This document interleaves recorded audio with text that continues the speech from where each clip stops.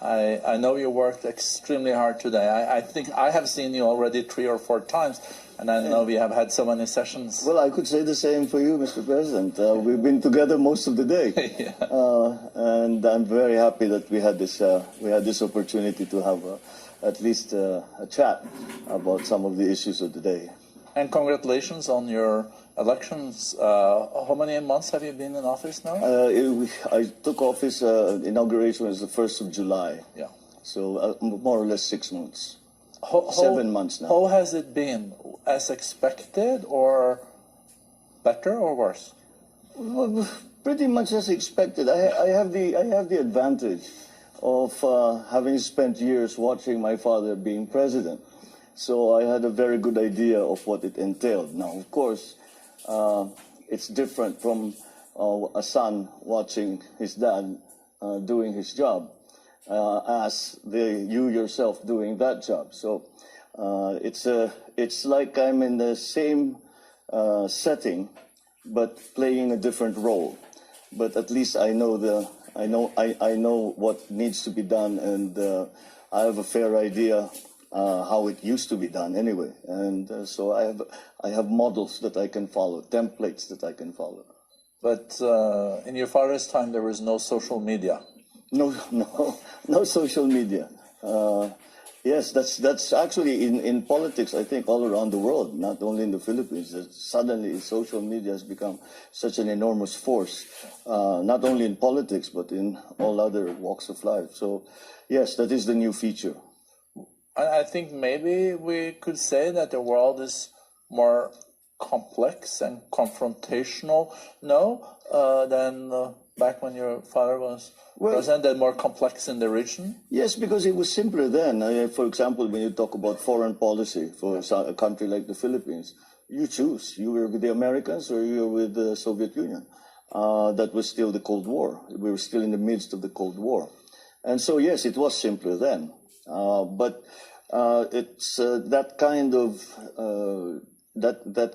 of arrangement, or that kind of the spheres of influence, as we used to call them, I don't think applies anymore. However, we spoke about this in another session, and the forces that are sort of tending to push us back into this bipolar, I mean, not in a psychiatric sense, but bipolar world are quite strong. But I think most leaders and most strategists have a consensus that we should not fall back into that kind of situation where all countries have to choose which side they will be on. So when asked which side are you on, I said, well, I don't work for Beijing. I don't work for Washington, D.C. I work for the Philippines. So I'm on the side of the Philippines. And that really translates into a very simple statement of foreign policy, which is I promote the national interest. And the national interest also has led to the fact, I think you've been already in Beijing and yes, visited President Xi Jinping. Did your father go to Beijing? My father went to. My family has quite a history with the People's Republic, because in 1974, I was 16 years old. My mother took me with her on the first visit of Filipino delegation to China, and that was the precursor to the establishment of diplomatic relations. And so after that, we met with Zhou Enlai. We met with the Chairman Mao Tse-tung. Deng Xiaoping was number 3 then. So that's how it all began. The next year, my father brought a formal delegation, because we were unofficial with my mother. He brought a formal delegation where they set the framework for the establishment of diplomatic relations between the PRC and the Philippines.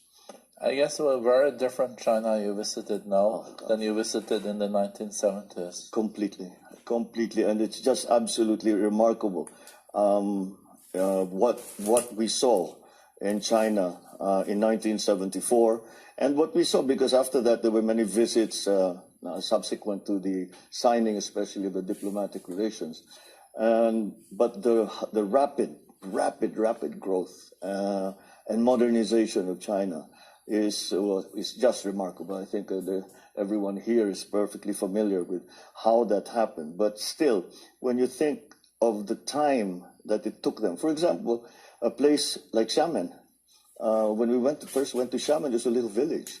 Even Guangzhou was like it was a small city, and now it's you could be in any of the great Western capitals.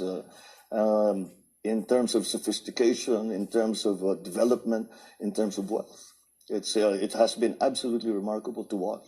Is China now your most important trading partner? Yes, they are our largest, right now, they are our largest trading partner. And the U.S. number 2, or?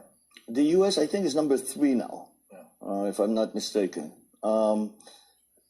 Because especially since the pandemic, the alliances between our neighbors has become very strong. For example, the biggest contributor for foreign direct investment now is Singapore into the Philippines. Wow. And I think the next Japan and Korea are following on its heels. So it's very much a regional, because I think there has been a consensus amongst the Southeast Asian countries, Asia Pacific countries, that we have to build these partnerships together.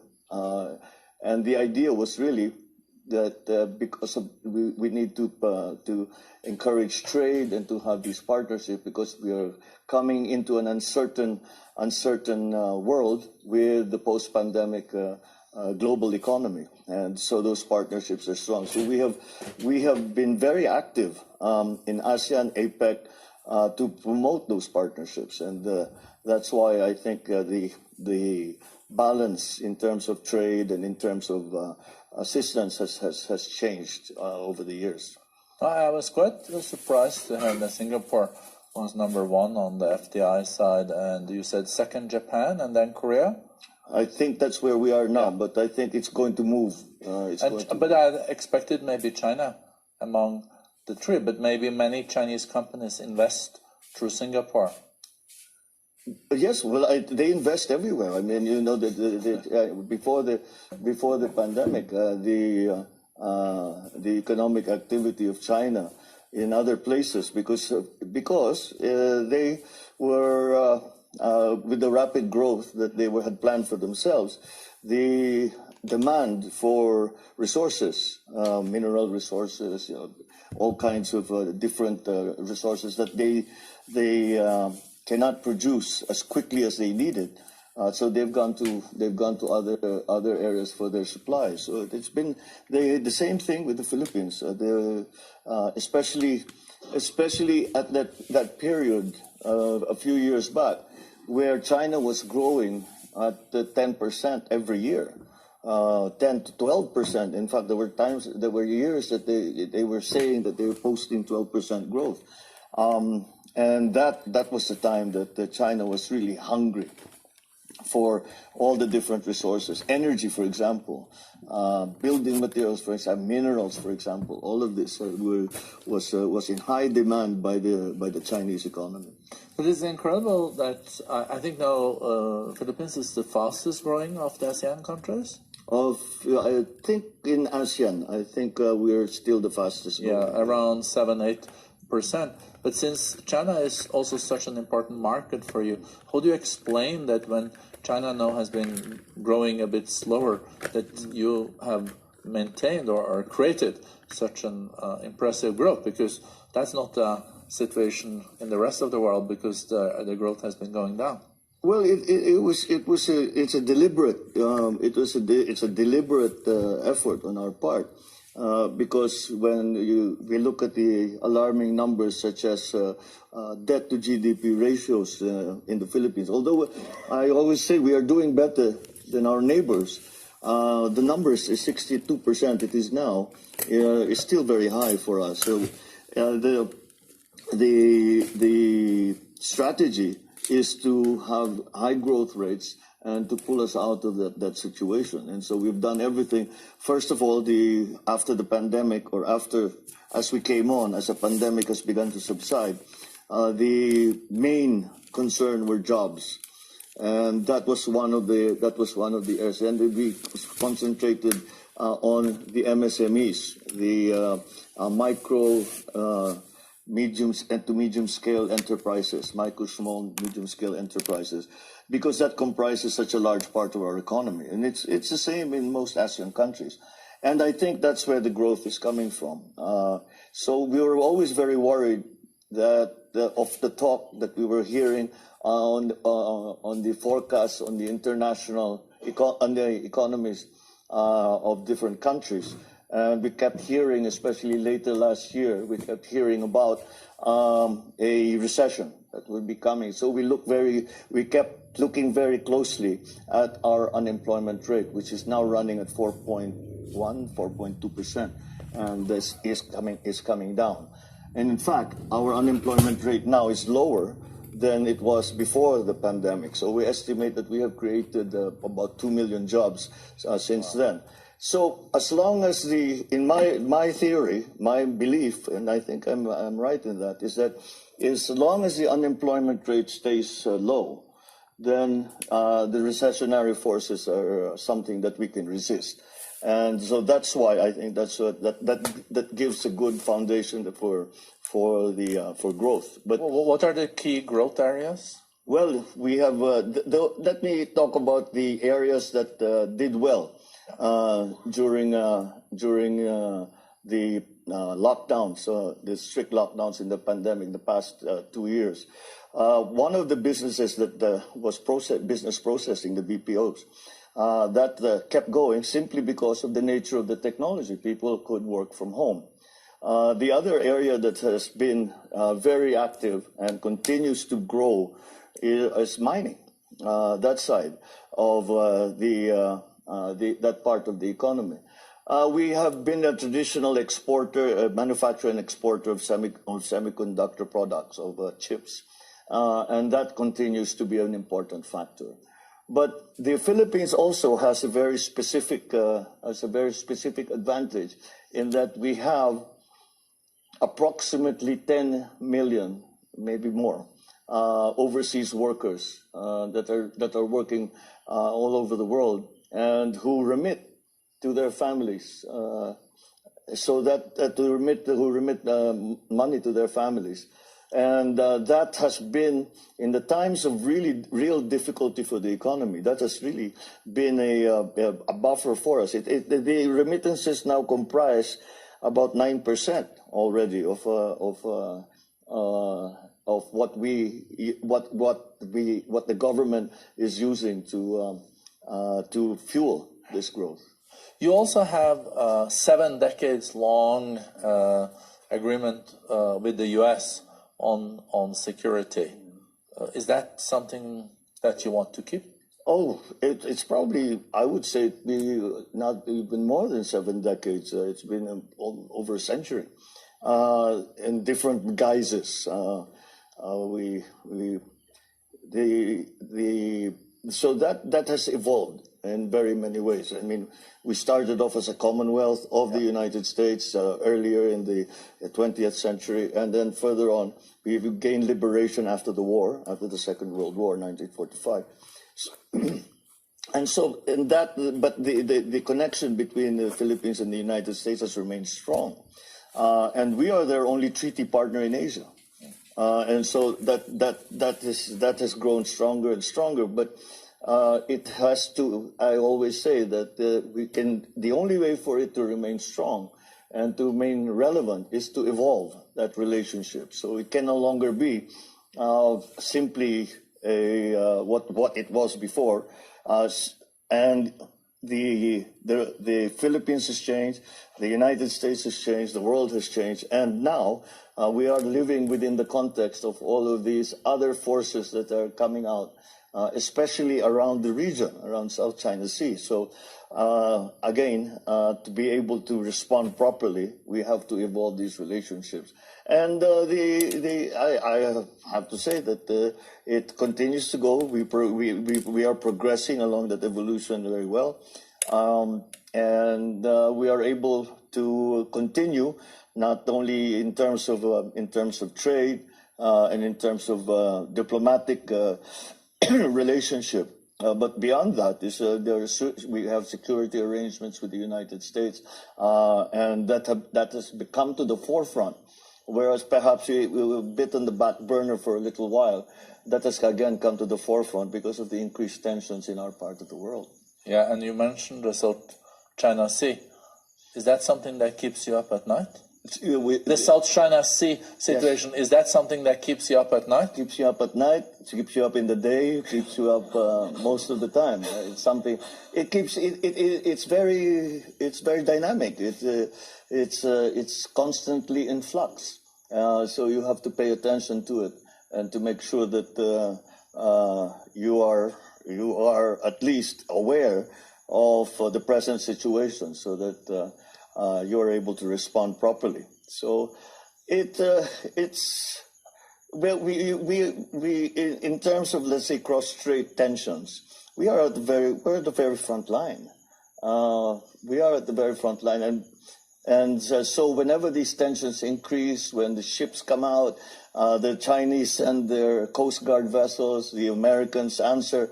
We are watching as bystanders, and said if something goes wrong here, we are going to suffer, and that's why when asked what is your foreign policy and how would you describe it, I say it's a commitment to peace and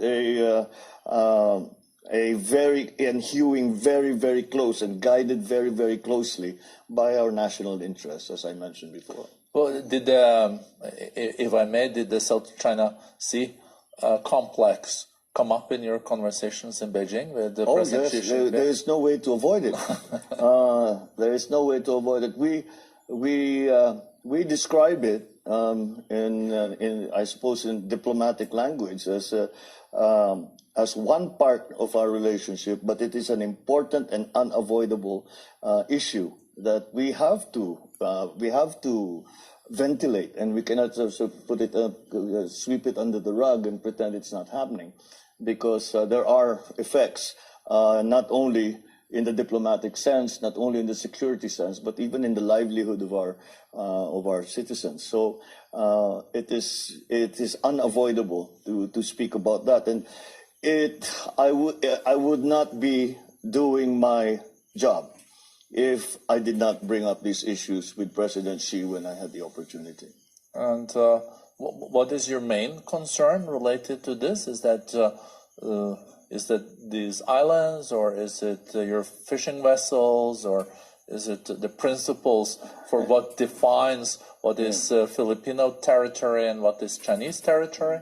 All of the above. Okay. All of the above. Did I miss anyone? All of those issues are open issues right now.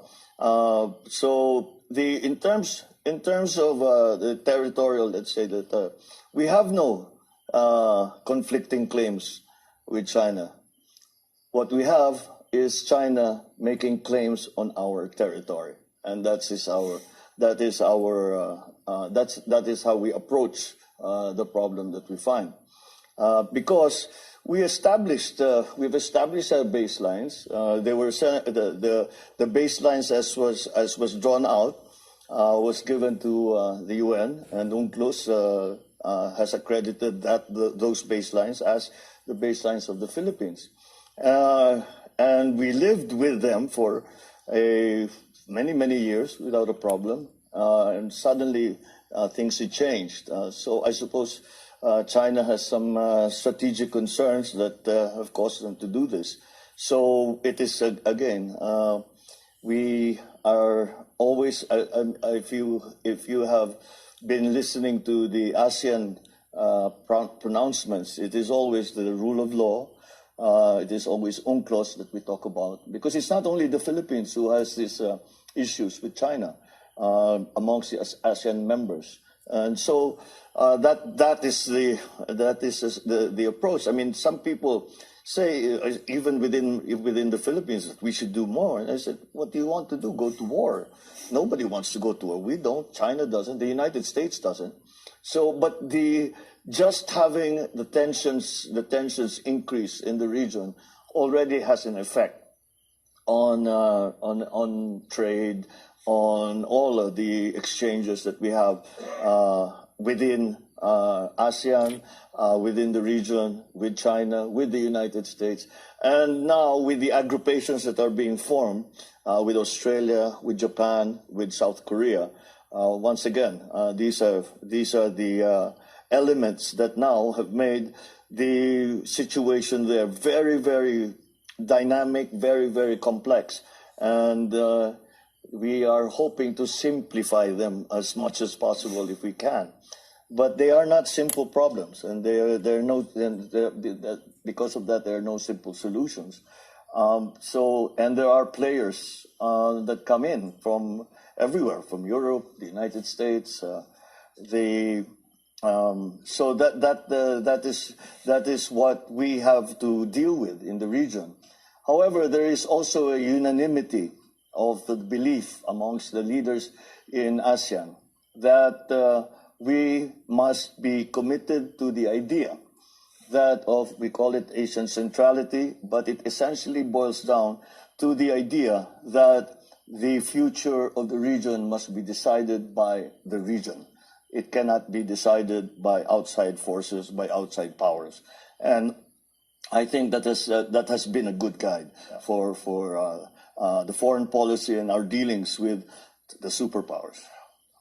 You see, Japan has now committed to double their defense spending budget from 1% of GDP to 2% of GDP. Is that something you ran on too on your ticket, or is that something that you're reflecting on in the Philippines? Well, I think to an extent, but not because the belief is that, first of all, there is no point the Philippines building up its armory. Firstly, we are not in a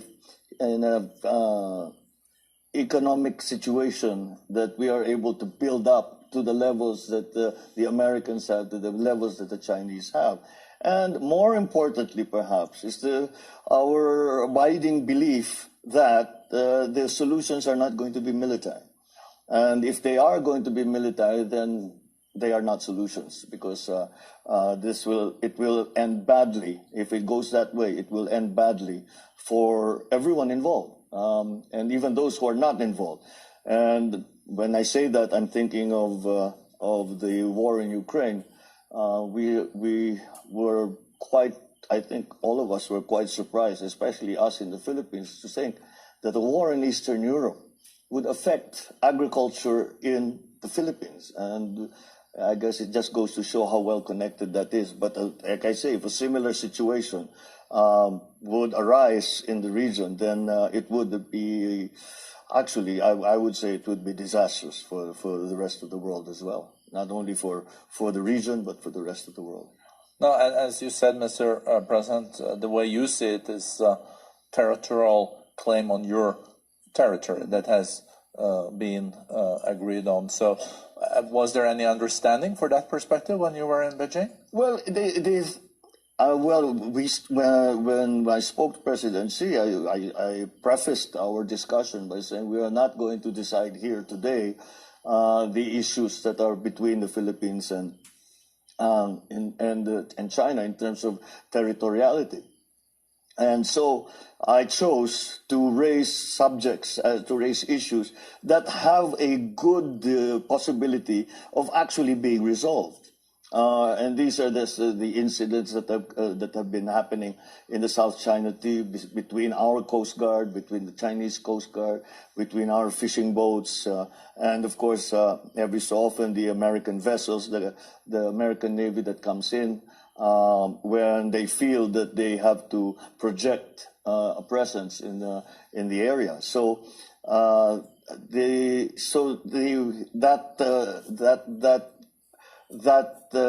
precludes the possibility of just saying, look, we come to an agreement between the two of us, and we'll take away all the issues there, as we keep coming back to the fact that it has become terribly complex and very, very dynamic, and requires a good deal of attention.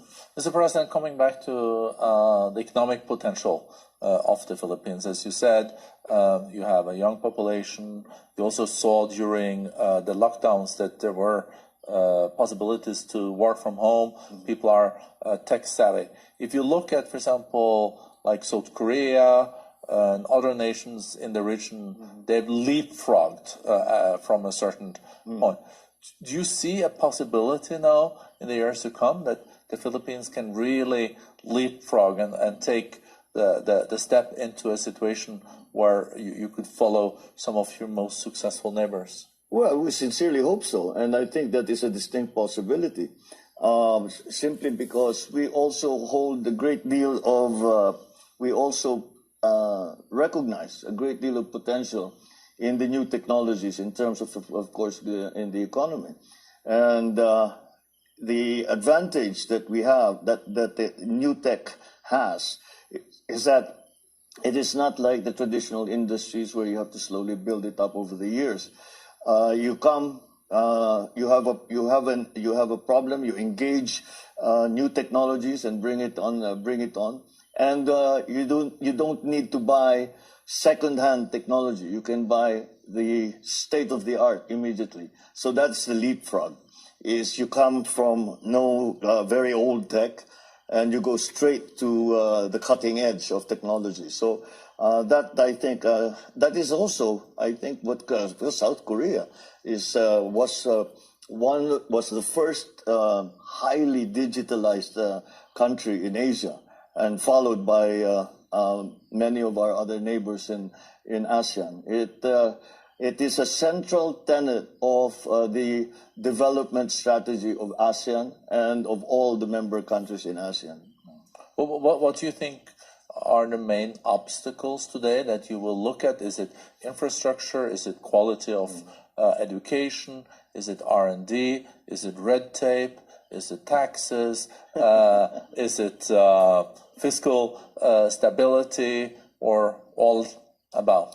I guess it's again all of the above. But the approach that the Philippines has taken is our lessons learned, the hard lessons learned from the lockdown, from the pandemic, from the height of the pandemic, where it became very, very clear where the weaknesses were.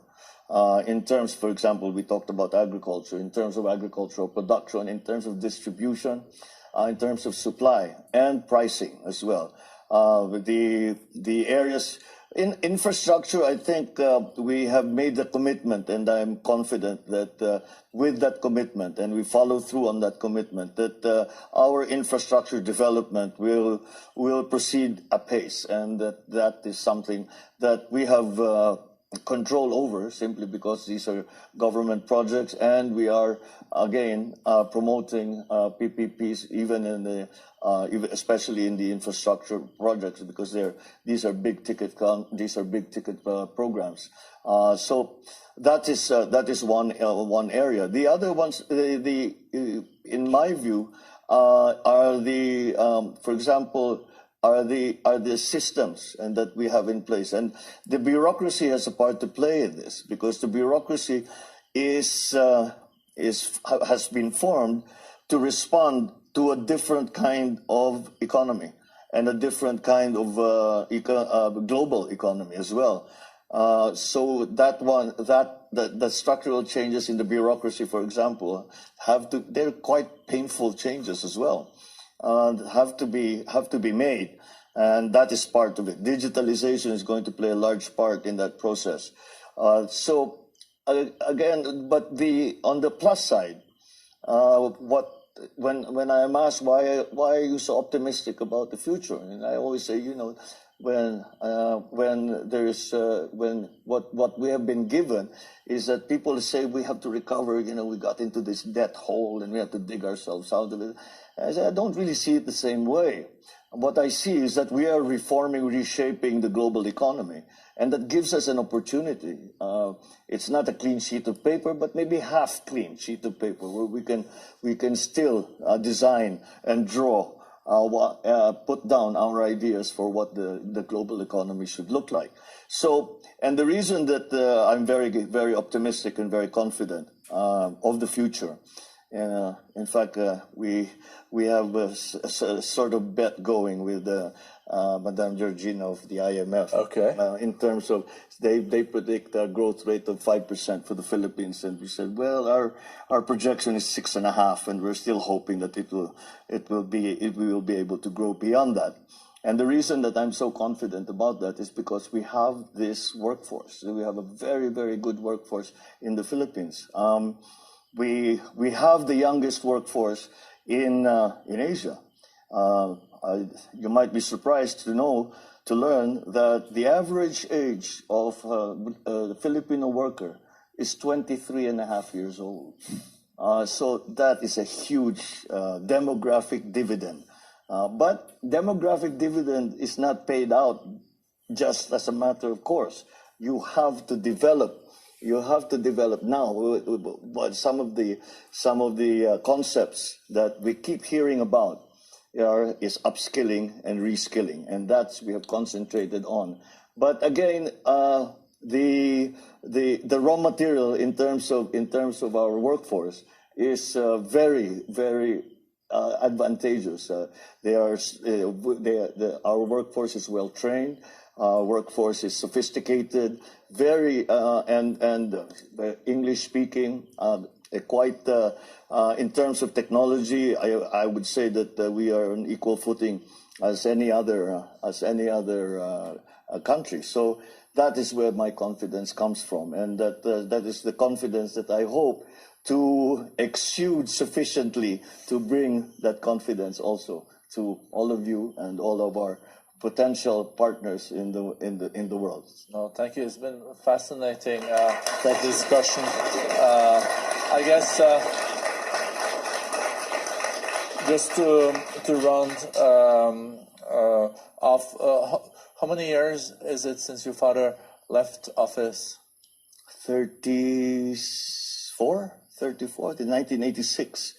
We left the Philippines in 1986. So. Did you expect to come back as a president of your country? Not as president. We were in exile for 6 years, so we weren't sure if we were coming back at all, physically coming back. My father never made it back. He died in Hawaii. So that yes, that was a very trying time. Those were dark days for the family. And I dare say even for the country. But you didn't have an ambition to become a president of your country back then. Well, I need to explain this to people that as I was coming out of schooling, out of university, I avoided politics. I was determined not to go into politics. I said, why will I go into politics? My father has done everything in politics, and the life is difficult. And I could see the sacrifices that he had to make to get to do a good job. And I said, yeah, maybe that's not what I'm meant to be doing. But after we came back from the United States, after exile, when we were first allowed to come back, the political issue was MAECOS. And for us to defend ourselves politically, somebody had to enter politics and be in the political arena so that at least not only the legacy of my father, but even our own survival required that somebody go into politics. And so upon arrival in 91, the following election was in 92, I immediately ran for congressman in our province and House of Representatives. And, you know, like I always say, it's not where this is. If you had asked me when I was 23, 24, 25 years old, will you enter politics? Before you finished asking the question, I've already said no. No, no, no. But, you know, life takes you to certain, to places that you did not expect.